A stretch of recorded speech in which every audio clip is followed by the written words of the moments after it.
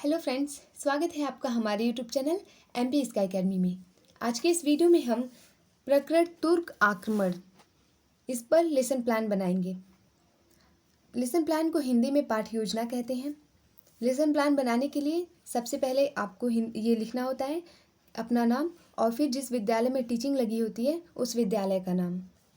इस तरीके से कॉलम बना करके डेट वगैरह सब कुछ लिख लेते हैं।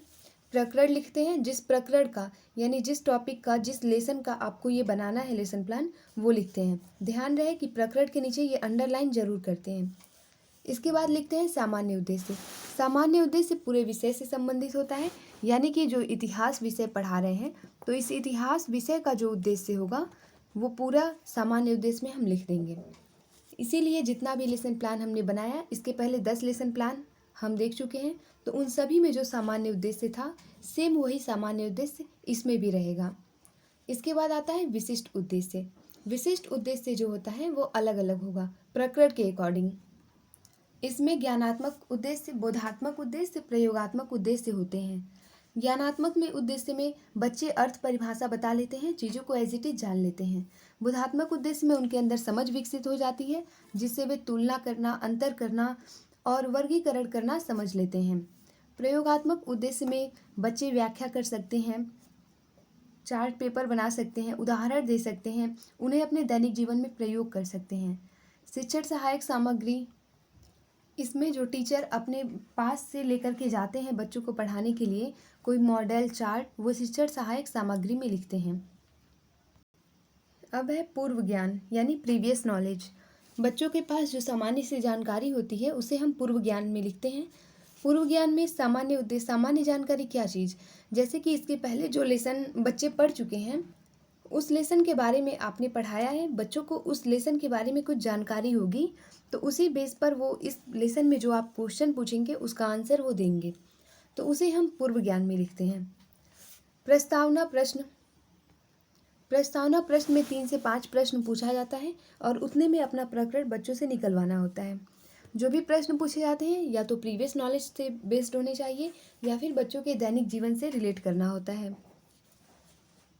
जो भी प्रश्न होंगे वो जिगजैग मोशन में होते हैं। जिगजैग मोशन का मतलब होता है कि प्रश्न पूछा गया, आंसर मिला, फिर उस आंसर से दूसरा प्रश्न शुरू, फिर जो आंसर मिला उससे तीसरा प्रश्न शुरू, ये होता है जिगजैग मोशन। तो इस तरीके से 3 से 5 प्रश्न पूछना होता है और उतने में ही बच्चों से प्रकरण निकलवाना होता है। जब प्रकरण निकल जाता है तब उद्देश्य कथन किया जाता है। उद्देश्य कथन में ये कहना होता है कि बच्चों आज हम जो टॉपिक है उसे बोल करके कि इसके बारे में हम, जैसे ये तुर्क आक्रमण है तो तुर्क आक्रमण के बारे में विस्तृत अध्ययन करेंगे। फिर आता है प्रस्तुतिकरण। प्रस्तुतिकरण में प्रकरण को पढ़ाने के लिए कुछ शिक्षण बिंदु लिखते हैं और उसके बाद से प्रस्तुतिकरण करते हैं। सबसे पहले विकासात्मक प्रश्न पूछा जाता है। विकासात्मक प्रश्न पूछते हैं, बच्चे उनका जवाब देते हैं। विधि प्रश्नोत्तर विधि लिखते हैं। पहला शिक्षण बिंदु है तुर्क आक्रमण के समय भारत। अब इसके बारे में बच्चों को बताएंगे, छात्र छात्राएं ध्यानपूर्वक सुनेंगे। विधि में व्याख्यान विधि। इसके बाद तुर्क आक्रमण जो है उसके बारे में बताएंगे बच्चों को, छात्र छात्राएं ध्यानपूर्वक सुनेंगे। व्याख्यान विधि। फिर बोधात्मक प्रश्न पूछेंगे।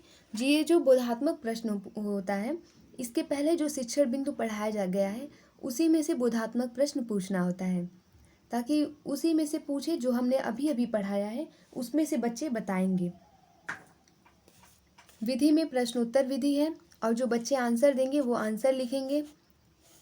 फिर तीसरा शिक्षण बिंदु लिखेंगे महमूद गजनवी का भारत पर आक्रमण। अब महमूद गजनवी का भारत पर आक्रमण इसे बताएंगे, इसका स्पष्टीकरण देंगे और छात्र छात्राएं ध्यानपूर्वक सुनेंगे। विधि में व्याख्यान विधि रहेगा। फिर इस तरीके से इसे भी अच्छे से बताते जाएंगे और बच्चे ध्यानपूर्वक सुनेंगे। इसे अच्छे से बताने के बाद से प्रस्तुतिकरण खत्म होगा, तब आएगा श्यामपट्ट सारांश। श्यामपट्ट सारांश में जो भी इम्पॉर्टेंट चीज़ें होती हैं, इम्पॉर्टेंट फैक्ट्स, वो श्यामपट्ट सारांश में लिखते हैं ताकि बच्चे उसे कॉपी में नोट करें। श्यामपट्ट पर लिखा जाता है तो बिल्कुल नीट एंड क्लीन लिखना चाहिए। फिर पुनरावृत्ति प्रश्न आता है। पुनरावृत्ति प्रश्न को मूल्यांकन प्रश्न भी कहते हैं। ये पाठ के अंत में पूछा जाता है। इसमें लगभग 4 से 5 प्रश्न पूछे जाते हैं। जैसे कि इसमें पूछा गया है, पहला, महमूद गजनवी का भारत पर आक्रमण का क्या उद्देश्य था? तो बच्चे बताएंगे। दूसरा, महमूद गजनवी ने भारत पर कितनी बार आक्रमण किया? इसी तरीके से प्रश्न पूछेंगे। इसके बाद आता है निरीक्षण कार्य और गृह कार्य। जब बच्चों को श्यामपट्ट सारांश लिखने का निर्देश दिया जाता है, उस समय छात्राध्यापक या छात्राध्यापिका को क्लास में घूम घूम कर सभी बच्चों को देखना होता है कि वो लिख रहे हैं या नहीं, यानी निरीक्षण कार्य करना होता है। उसे ही निरीक्षण कार्य में लिखते हैं। फिर गृह कार्य आता है। गृह कार्य यानी लेसन पढ़ाने के बाद बच्चों को कुछ होमवर्क देना होता है, वही गृह कार्य होता है। जैसे कि इसमें दिया गया है, तुर्क आक्रमण के समय भारत की राजनीतिक दशा कैसी थी? इसे बच्चे अपनी उत्तर पुस्तिका में लिख करके लाएंगे। तो ये गृह कार्य हो गया। इस तरीके से हम लेसन प्लान बना सकते हैं। अगर आपको सिविक्स या फिर साइंस का लेसन प्लान चाहिए तो वीडियो के डिस्क्रिप्शन बॉक्स में लिंक दिया गया है। Thank you.